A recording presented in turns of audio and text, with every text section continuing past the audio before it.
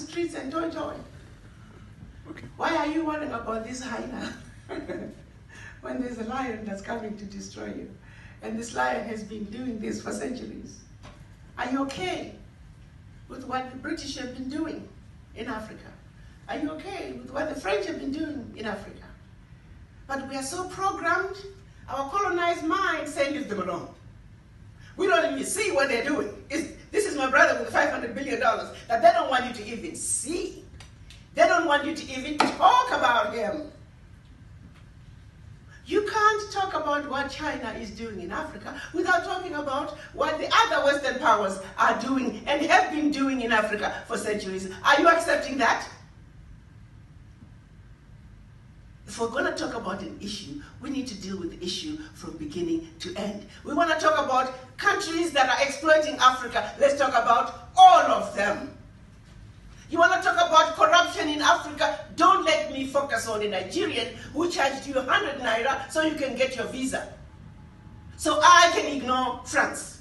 I can ignore, if you fly low over the DRC, you're going to find planes landing on tarmacs that are going anywhere and taking right off. They're coming in, stealing minerals from Africa and going right out of Africa. Who's talking about them? Let's talk about them too. The reality is, if Africa, all of Africa, was to cease to be corrupt today, there would still be corruption in Africa. Dollar-wise, the bulk of the corruption coming into Africa is from outside. Who is going to talk about those multinationals? I look at DRC, I feel sorry for whoever is going to be the next president of DRC.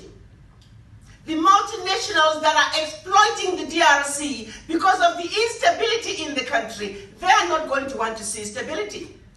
An unstable Africa is an Africa that can be exploited, and they have been doing this for centuries. So I ask those who talk about, well, what about, so what are you going to do? We're talking about strategizing corruption in Africa. I'm saying you're missing something. It's like being in a room with the monkeys and the squirrels, which are corruption in Africa, and completely ignoring the 10,000-pound gorilla in the middle of the room.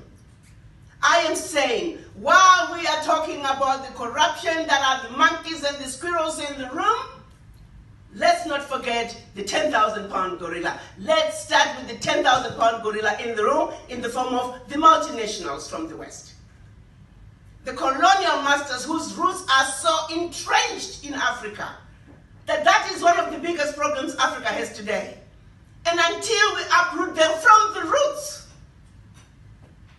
Africa's progress is not guaranteed. And they who set out to set us up the way we are will forever be winning. To them, even today, as I speak, I say, mission accomplished.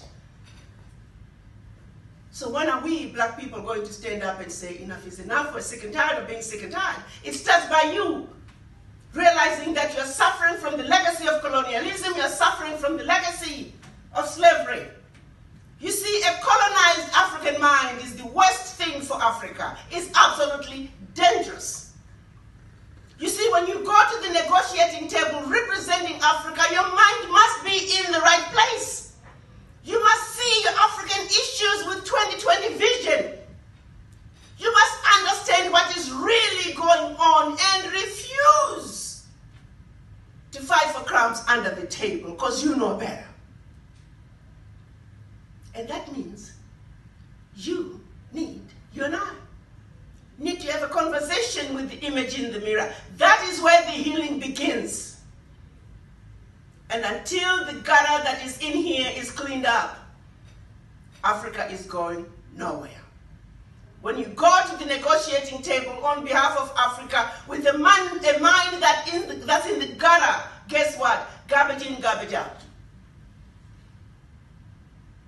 So my message to all of you is, as we talk about peace and security, we must understand, how did we get here?